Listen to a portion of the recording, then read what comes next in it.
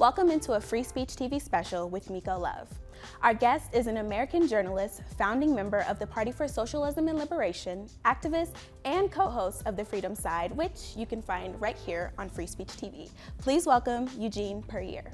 Thank you so much for having me. Yes, thank you for joining. As an activist who has been outspoken against Israel's military efforts and actions pre and post October 7th, do you perceive a diminishing momentum, or is the push for a ceasefire gaining any momentum, especially as Gaza nears its 5th month as what some may call a genocide? I think what we can see is momentum is continuing to grow, and I think what we're seeing is not only is it continuing to grow, but it's expanding in a different and qualitative ways. I mean, when you look at, say, the African Methodist Episcopal Church, one of the largest African-American church congregations, not only passing a resolution in favor of a ceasefire, but calling for an end to all U.S. aid to Israel. The ongoing and continuing protests that we continue to see. I mean, everywhere Joe Biden or Kamala Harris or Nancy Pelosi or any of these politicians are showing up, they're being disrupted. There's large protests that are outside. So I think maybe perhaps what can be perceived as a lack of momentum is the fact that there's a routinization that's happening because this genocide has been ongoing for so many months, that things that perhaps seemed, notable, 10,000 people in the street, now seem a little bit more normal. But I think what we're seeing is an expansion of what is happening in the streets, but also a qualitative shift where it's not just in the streets, it's not just the activists, but we're seeing a growing number of institutions in our society, the trade union movement and others, that are starting to take up the issue. So I think this is actually, in fact, an inflection point where more and more of society is coming behind in solidarity with Gaza. As we witness international bodies like the UN Security Council and the ICJ struggle to halt the Israeli military actions in Gaza, what message do you think this sends to younger generations whose political beliefs are being shaped? Well, I think the number one message it sends is that the United States is playing an unbelievably negative role in the international stage. I mean, at least with the UN Security Council, we could have had 3, 4, 5, 6, 7 resolutions passed for a ceasefire in the Security Council, but it's been, unfortunately, the U.S. delegation that has time and time again blocked ceasefire resolutions, done everything possible to water down other resolutions that have been passed. And I think that's why we're seeing so many young people come out, not just to protest, but say that they're unwilling or at least unsure if they can offer their votes to current President Joe Biden, specifically because I think they see day in and day out that this is not sort of a passive assistance, but an active assistance. And I think when we're looking at the UN Security Council, when we're looking at the ICJ, it's becoming very clear that the ideas of international justice and these international bodies are not what we're taught that they are, because ultimately they are subject to the whims of the most powerful institutions or the most powerful entities within those institutions, and in this case primarily the United States, and it's a major block. And I think that it's sending a negative message in some senses about the current U.S. government, but a positive message to a lot of young people that if they want to see change, they have to be engaged. Is that a current administration problem, or is that just historical context with the United States?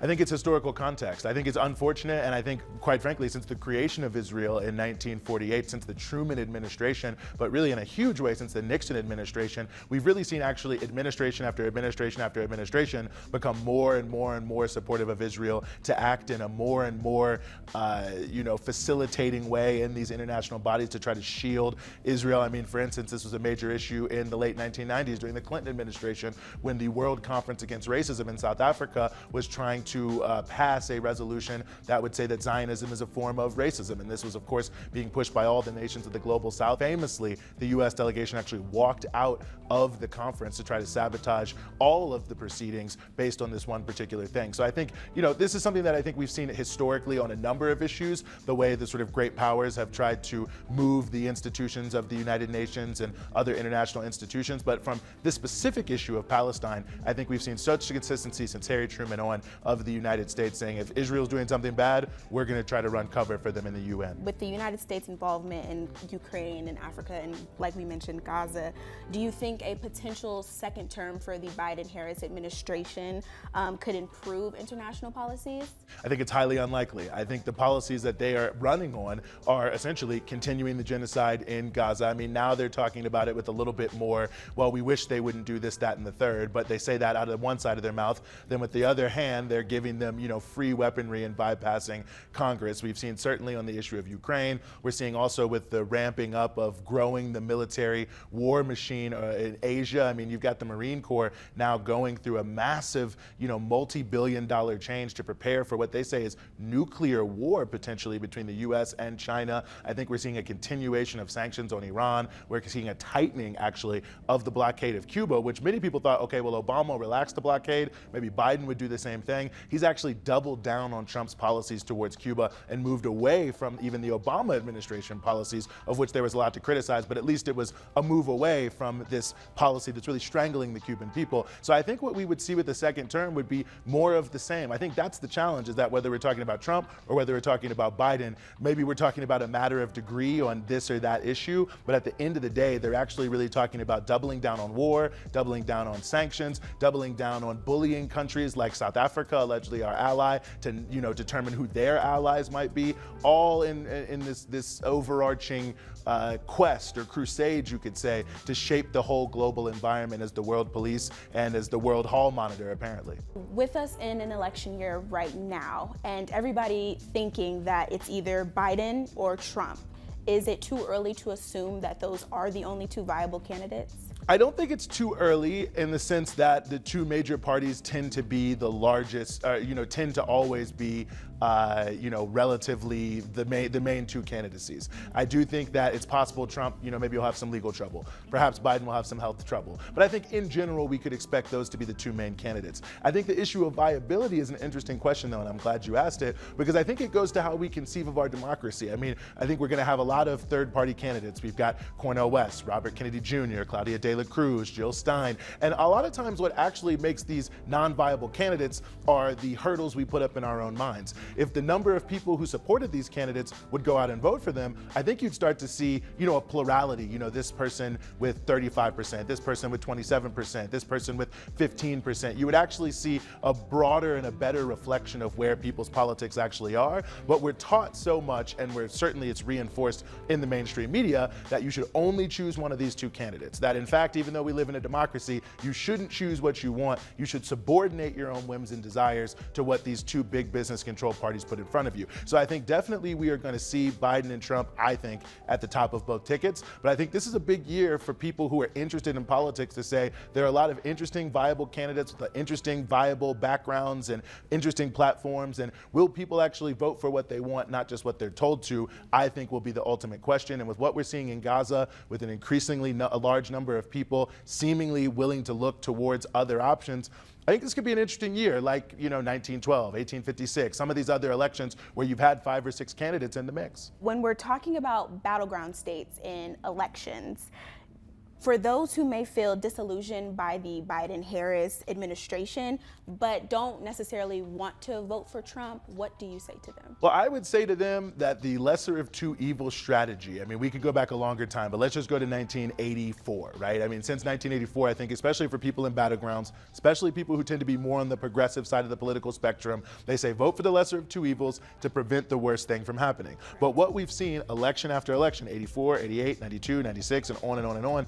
is the political spectrum of the country keeps moving further to the right. And things that in the middle 1980s, when Mondale was running against Reagan, would have been considered, moderate, centrist type things, are now considered radical far left ideas by Bernie Sanders, right? And so you can see how over time, the lack of any real legitimate challenge to this in the center to the left political spectrum, there's no one really keeping honest the Democratic Party, which means they continue to make compromises to speak towards the right. And I think what we can see, and we've seen this in elections many times before, maybe most famously in 1948, that really what tends to shape the political system in a way that moves it in a more progressive way is there being a real challenge to those who are trying to claim the mantle of progressive politics coming from the Democratic Party. So I would say it does, I can understand Trump is in many ways I think one of the most right-wing presidents we've ever had. I certainly can understand people have a lot of fear about what's happening and what could come next. But I would say, A, elections don't determine everything. And as we saw in Trump's first term, mass struggle was able to prevent him from doing some of the worst things. But I would say, too, if we really want to move the country in a different direction, there has to be a strong challenge that starts to pull things back and starts to challenge both sides of both major political parties to defend their own voter base by offering people solutions that actually meet the scale of their problems, which neither of those two major parties are doing. And what do those challenges look like for everyday citizens? Is that continuing to email or reach out to your representatives? What is it? Protesting? What does the challenge look like? I think it's all of that. I think that's the thing, is we have to move all down the line. I mean, I think it's important for us to have protests. It's important to have sit-ins. It's important for people to call Congress and also to show up at town halls, to run for office, to do popular political education. And that's, you can do study groups, reading groups, other forms of events, speaking at your church. I mean, I think we have to really revive the political culture in this country, the oppositional political culture, and not just sort of put it on just one thing. We're just going to vote. We're just going to protest. We're just going to lobby. We have to build strong organizations and institutions that are going to protest, they're going to organize, that are going to lobby, that are going to run for office, that are going to educate people, that are going to put it all out there and put every single thing of our collective strength together in the fight so that we can try to move things in another direction. Okay, I like that answer. Okay, so NBC News recently reported that a conservative group funded by anonymous donors sent mail to approximately 75,000 Democratic voters in the South Carolina primary. With the criticism that Biden has faced concerning the Black vote and his efforts to capture the Black vote at the same numbers that he did in the previous election, is an action like this something that can deter Black voters from voting for Biden or voting in general?